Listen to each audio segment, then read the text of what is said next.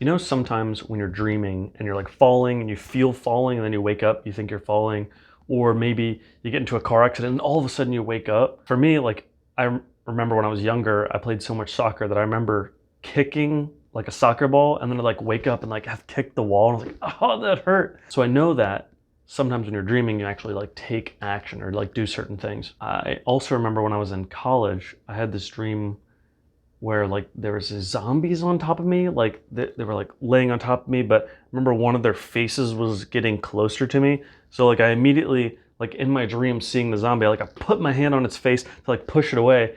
And then I woke up, but I was dating this girl at the time and I like hit her in the face. Oh man, I felt so bad about it. It wasn't like a really hard hit, but it was just like and I just, woke her up. Man, I felt terrible, but at least that zombie didn't get me. But every once in a while, I have these dreams, these same kind of dreams where some kind of demon or ghost or undead creature is above me, like waking me up. It is like, it's probably one of the scariest things that I think about, like waking up, but I'm typically like, I don't know, typically I do something right away, like hit it, punch it, like kick it, I don't know. And then it disappears. But waking up to that, just like, it's not the best way you'd want to wake up. Let me say that. So anyway, this morning I woke up to one of those, and it was a dark face with kind of, you could see the white in its eyes, kind of like if you switch your phone setting to reverse all the colors and all the blacks are kind of shown as like very bright white. So the whites, it was kind of like the whites of his eyes were very, very white, and then the teeth were very, very white, like glowing white, and then the rest of the face was very, very dark, almost like a grayish color. And I was seeing it for a while until finally I like pushed it and then kicked it, and then all of a sudden I was like awake, and it was 5 a.m. in the morning. When this happens, I'm like, oh, like, I don't want to close my eyes again because I'm going to start seeing it again, or I'm going to think about it. So rather than do that, rather than do that, I like immediately get up and just want to do something positive.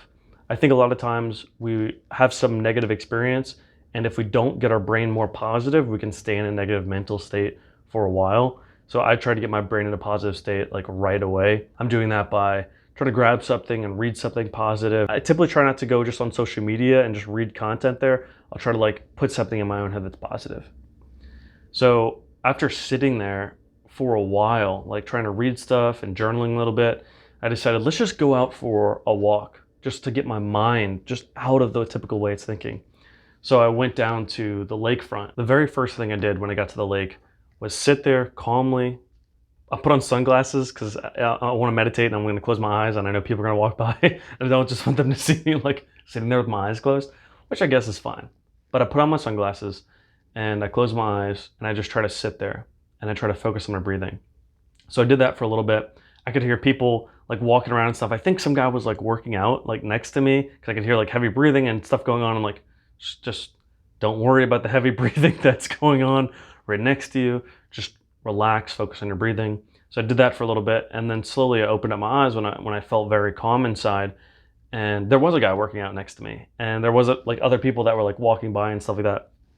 Oh well, like I'm trying to get in my own zen. He's doing his own thing. He's not worried about the guy meditating. He's just working out, right?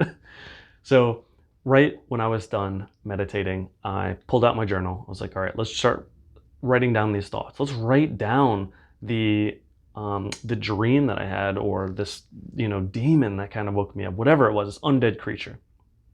So as soon as I started writing about it, I think it's a great state when you start journaling because you can write about things that are very current or things that happened.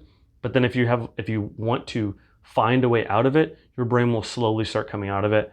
I like to do that by asking myself questions. So here I started asking myself like how I felt, what I thought about it. And then I start going into direction. Like I had a bad way to wake up, but that doesn't mean my entire day has to be bad. But it can be bad if I just think it's going to be bad. So if I don't want it to be bad, all right, what would make my day better? What would make me feel productive today? And as I started writing these things down, I was like, okay, well, I need to have some kind of vision again. Maybe I feel like I'm losing my long-term vision. So I started writing down some of my vision. I was like, okay, I need to get back to writing a vision board. I started creating these different goals, and one of them was a financial goal that I had in mind about like saving a certain amount of money, and I reached that goal. Great. Well, then what am I doing now? There has to be some goal you're working towards, or maybe you don't feel content. So I started writing some visions down, and when I say visions, I mean goals. And then when I came back, like when I walked back, I started getting motivated. I'm gonna do this. I'm gonna do this. I got to research like all these different things that I want to do for my vision. And then the second I got back inside, I started creating my vision board again, which made me feel really good. There are times when I'm in a very negative state and I have to realize how to get more positive.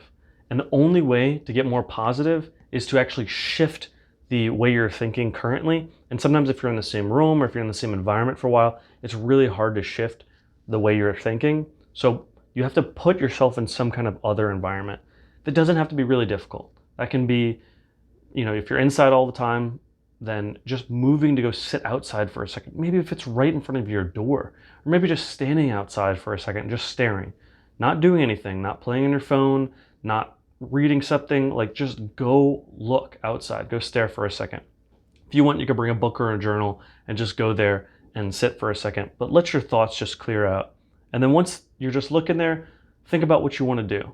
If you want to pick up that book, great. If you want to start journaling, awesome.